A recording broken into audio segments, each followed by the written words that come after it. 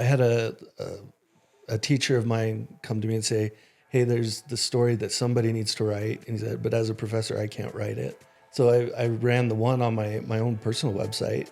But the real interesting thing was afterwards, because I started having interactions with NSA agents. He didn't say where he was from or any reason. He just said, "This isn't going to be good for you if you keep writing these stories." He then repeated verbatim back to me a section from an email that I wrote back and forth with my professor. Welcome to the Rising Podcast. Stoked to have John Boldt back on with us. But this time we're not going to really dive into anything. I don't know. We'll dive into stuff, but not so focused as the debate one. The thing that I thought was super cool about you when we first met was just your background in journalism in general, and what even got you kind of unraveling these secret threads of, I don't know, just this wild stories and some crazy stuff. I just feel like people need to know more, if you're comfortable, just some of the stuff that you dug up or you've dug up on. Yeah, for sure. Government organizations. My wife tells me nobody will believe it anyway. So hey, I think we'll have some fun with it. Yeah, for real. But what happened? Oh, which time? What even got you started in all of this, from the beginning? To be honest, so I was working at a bank and ended up getting fired from there I cashed a check for somebody who turned out to be fraudulent and ended up getting railroaded, and they kind of came after me on some things. And so after seeing that, I was really jaded and just, thinking that, I can be a nice guy, do the right things, and still just have people come at me and whatever. And so I went back to school, and I went back to UVU, and my first day in class, the sports editor for the school paper was recruiting for new writers. And so I thought, that might be fun. I like sports, I like writing, so I might as well try it out. And as soon as I got into that, I loved it.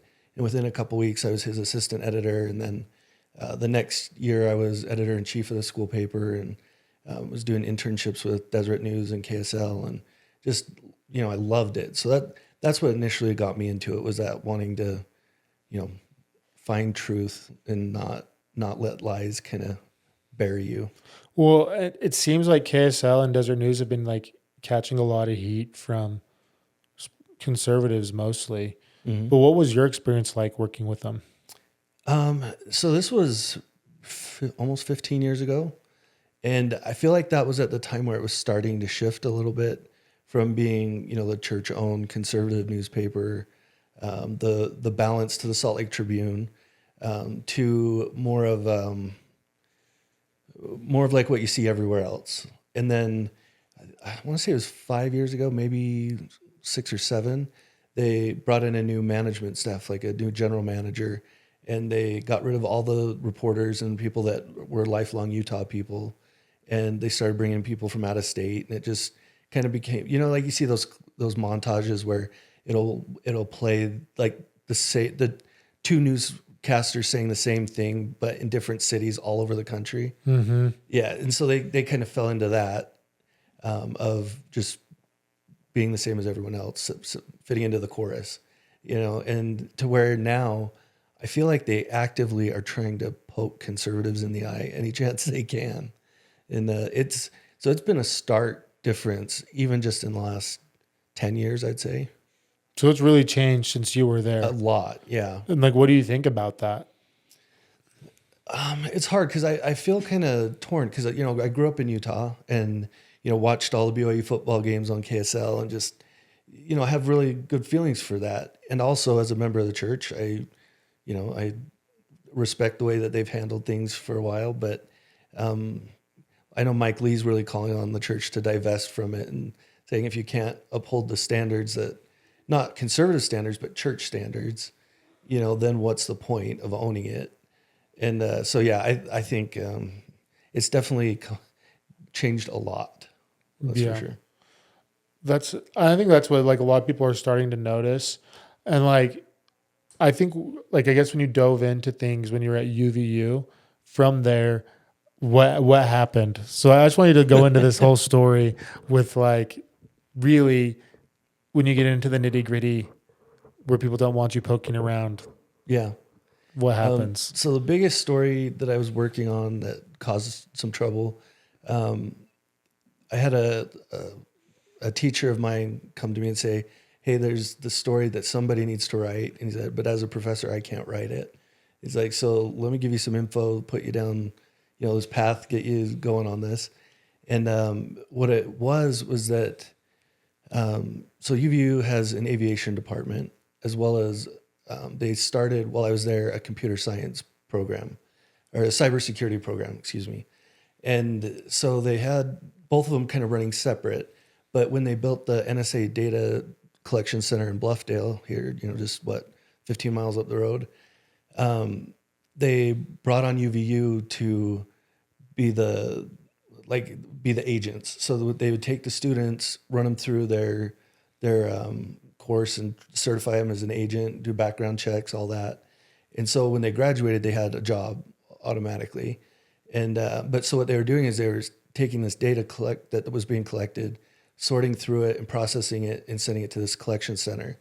And they were also taking from the aviation department, they were flying drones all over Utah Valley, over the air, like collecting different data points and all kinds of things, and then sending it to the computer cybersecurity program, who analyzed it, then sent it to Bluffdale. And like if I just told you that out of the blue now, that'd be like, okay, yeah, that sounds about right, But back then, this was before Edward Snowden, and so everyone just thought it was nuts, and nobody wanted to talk about it. And it was like everyone wanted to silence it. Nobody wanted that getting out, especially at UVU, because from what I had heard, they'd received about $300 million from the federal government to run that program, the cybersecurity program. And so I was writing a 3-part series on that. And One, like, why people like us don't understand why this is such a big deal is UVU students were literally collecting and harvesting all of your personal information of everyone in Utah. yeah, Like, they were taking literally everything, things you want people to know, things you don't want people to know, everything about you, where you live, where you're going, where you're moving. Like, that's what the planes were doing. They were tracking. They could track you and see everything you're doing every single day. With their heat signature things, they could see how many people are in buildings and houses. Yeah, they could track just about anything. What times there's people there. Yep. Everything. They had all of your personal data. They were taking it without anyone's permission and sending it off to the NSA. Yeah. Yep. And so I written two of the 3-part series, and the first one I was working on that I actually wrote was the cybersecurity one, and then the second one, it was the aviation one. Cybersecurity was the second, and then third was going to be tying it all together, how the two programs worked. And I had worked out an agreement because I was an intern at Deseret News at the time, to publish it with Deseret News. And I go the day it's supposed to be in the paper, and it's not there. Like, I went and bought a copy of the physical paper, and it's not there. And so I look online, nowhere to be found online. And I message them, and they said that what had happened was, in their editorial meeting the day before, the president of UVU at the time was Matt Holland, and he was also on the editorial board at Deseret News. And when he saw this story come up, he's like, "No, we're not running that." And so he vetoed it, basically. And so they said, "Sorry, we're not going to be able to run it." So I'm like, "Okay, well, let me see what else I could do." And I called up the Salt Lake Tribune, and they were happy to run it. And I don't know what happened there, but same thing happened. I don't know if Holland is close with them at all. I don't have any, information proving that. But day of, didn't run, called them up. They're like, "Sorry, we're not going to be able to run it." So I ran the one on my own personal website. But the real interesting thing was afterwards, because I started having interactions with NSA agents. One day I was walking out from the main building at UVU, and this guy just walks up next to me, and he looks like, closest comparison I'd say is Brett Baer, that type, the just normal looking dude, hair comb, real normal, just 35, 40-year-old guy, and just tells me, he's like, "You need to stop." And I'm like, "Excuse me, what?" And he explained, he didn't say where he was from or any reason. He just said, this isn't going to be good for you if you keep writing these stories. And I'm like, forget you. I'll be writing it. And he then repeated verbatim back to me a section from an email that I wrote back and forth with my professor when talking about the story. And he's like, you're not going to get anywhere. We can see it as you're working on it. So you need to stop. And that guy, I ended up seeing him, once at my church. And we had to step out from the hallway outside and have some words and be like, what's going on here? And then another time, I actually took a job in Roswell, New Mexico, and he showed up at the Target in the local Roswell. And, just would smile at me, just like, hey, I'm still here kind of thing. And, but that time I saw him at the church, he's like, I've been warning you, you got to just stop. He said, now you're going to have some problems with your grades. And I'm like, what are you talking about? Because I had one semester left to graduate and had a 3.89 GPA. And so I went home from church and tried to pull up my records, and they were locked. And I couldn't get into my transcripts to see my grades. And then I could see the current semester, like there was a whole lot of incompletes on it. And so I went down to the admissions office, and I'm like, hey, what's going on here? And this is actually, the year prior, I had my scholarship pulled for writing a story on some things at the school.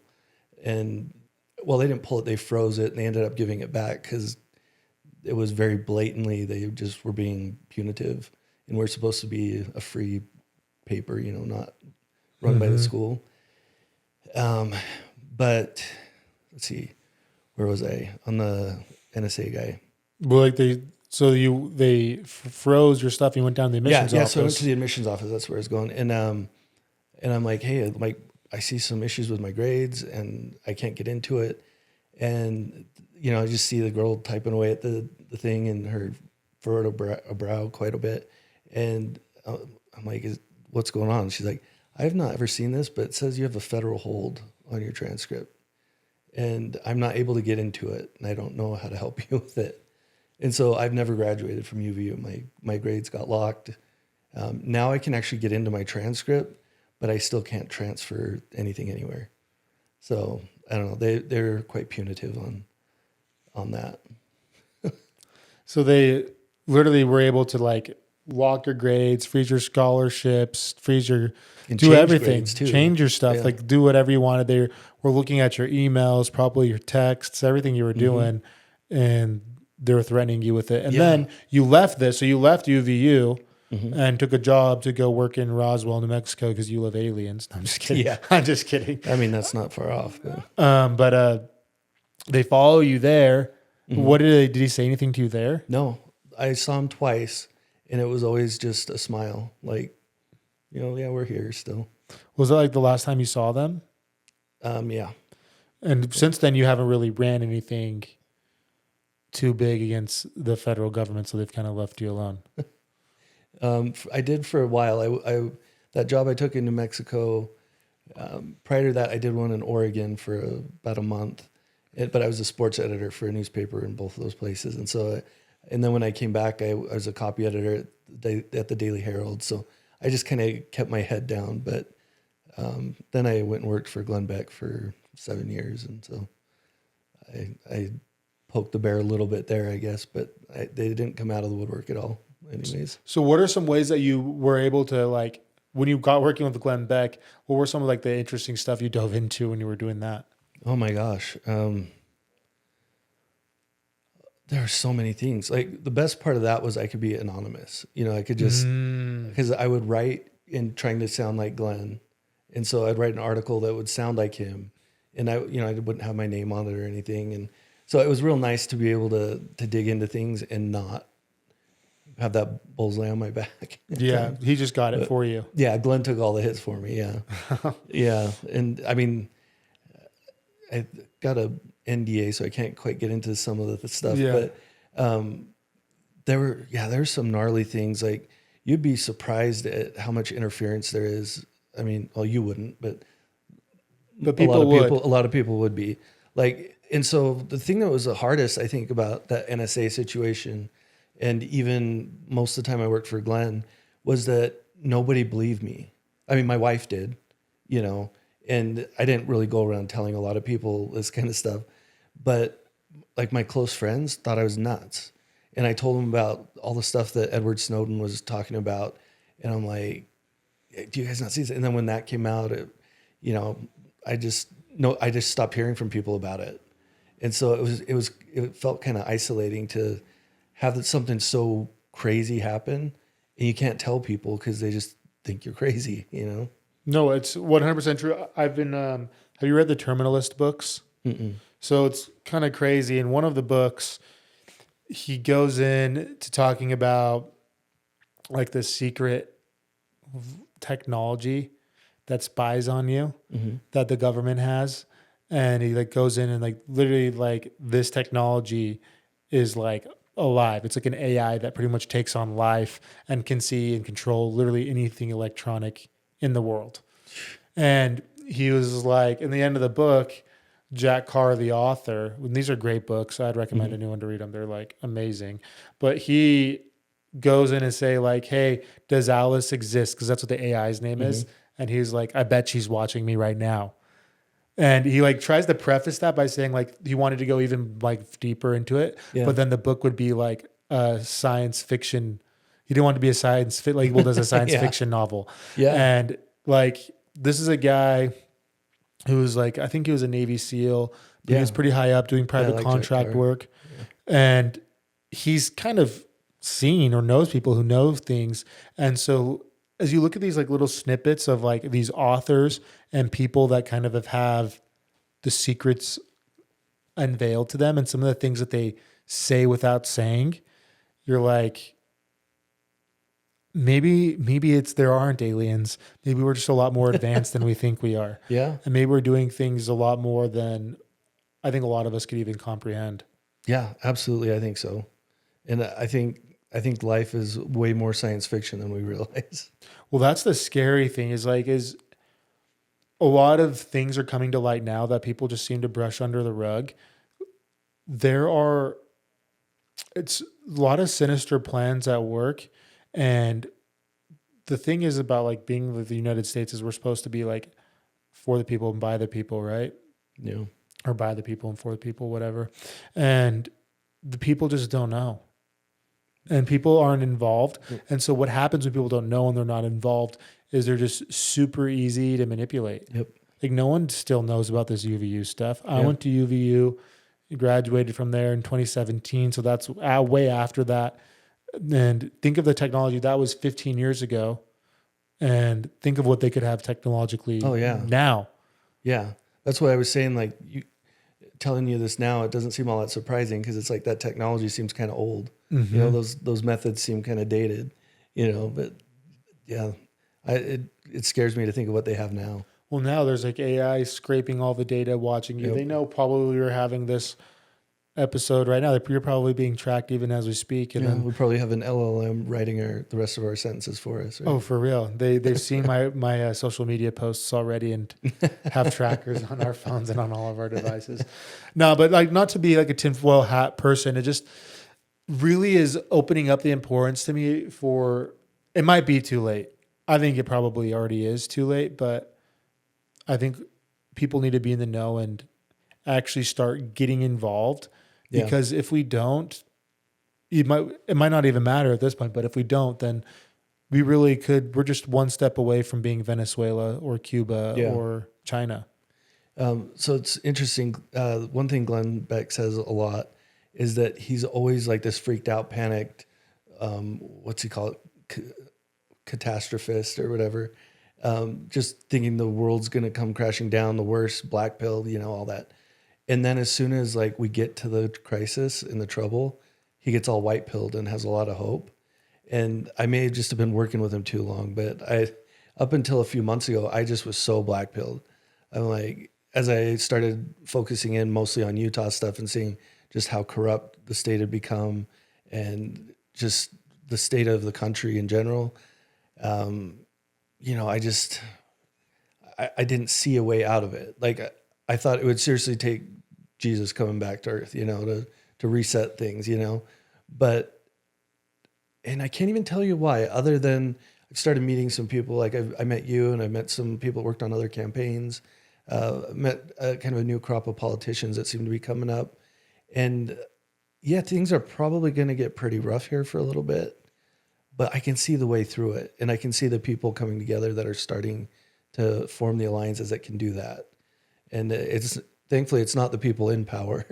It's the people seeing all the flaws and the holes in the armor, Well, I think that's what it will take is people that have never been involved in politics. That's the crazy shift I've been noticing is it seems like in the past. So I don't know. I don't talk about this a ton, but when I was first getting into college and I was trying to pick like what degree I want to do, I was like, maybe I want to like go to law school and be in politics. That was like a fleeting thing. Like I was like, maybe I want to do that, but that seemed like the only way to do it. U of U doesn't have like a law degree or anything. Yeah. So I was like, okay, I'll be a political science major. So that was like my first, I guess I went to school before that too. So I guess it was my second declared major was political science. Okay. And I actually don't even think they had a political science major. I think it was just English with a political science emphasis. Yeah. And I was in that first political science class and I was just like, I don't really know if I want to write that much. And so I like saw like the trajectory, like being a lawyer, you're pretty much only reading and writing and researching. And I'm like, that's not my thing. And so I was like, I pieced out from that. But now there's a huge insurgence of like business leaders, people who are successful in other arenas, which is necessary. Because what people don't realize is when someone goes to school to be a politician, they have no real world experience, no real world failures, no successes, nothing to draw from to be like, hey, I've seen this work, I've seen this not work, to actually form an opinion. All they have are books that they've read or the opinions of other people. Yeah. And what I'm realizing is the people whose opinions that get listened to are the ones with the money. And those opinions are always leading to some type of self-interest. Oh, yeah. Some type of self-interest. Yeah, for sure. And I think we've relied too much on experts. Like just look at COVID, like do what this expert says and that expert. And it's like, that expert has been reading his own clippings for too long and thinks he's walking on water, Mm-hmm. And I think we're going to do well to get away from the expert class and just, go with the wisdom of the working class crowd, Well, the people that are tried and the true. experienced crowd. Yeah, it's not that hard to look at and be like, okay, what has this person done to be in the position they're going to be in? What prior successes, what's their track record? And that's what I think is the most reassuring is people are actually looking at track records outside of politics. Well, I say that, but we have Kamala running who has like no good track record, but apparently that doesn't matter for some. No.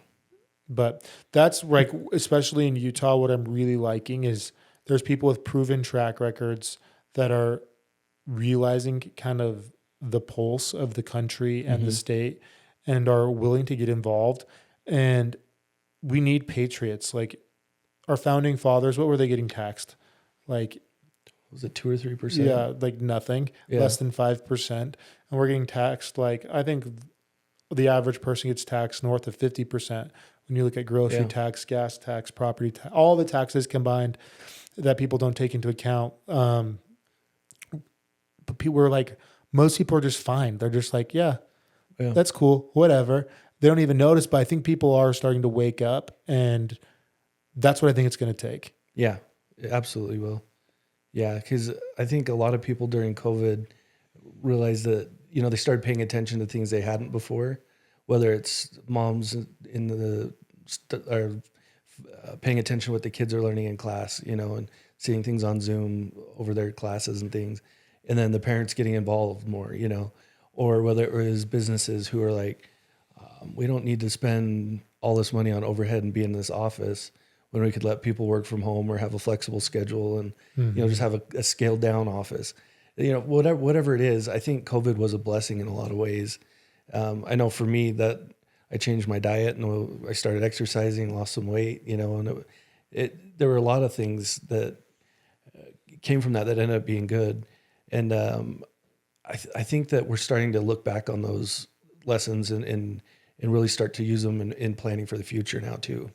Well, it seemed that with kind of in crisis, it forces people to reflect and be like, well, what do I really want? What's truly important? What do you really believe? Yeah. And that's what I think it makes it both this race and like our current situation so hopeful, but also scary at the same time is there's people on both sides but they've kind of like hunkered down even more into their teams and they're just willing to fight more for like an ideology and values versus just like party versus party for some policies. It's like really like a value thing. Yeah. And it feels good to stand up for what you believe in, but it's scary to see how many other people feel the exact opposite way and don't seem to understand. Like when I talk to a lot of these people who don't agree, it's like, okay, well, like, let's talk about it. Come and tell me like the points and why you think these things are a good idea. And then it always comes into like, well, what you're saying is mean. It's hurtful. My feelings are hurt.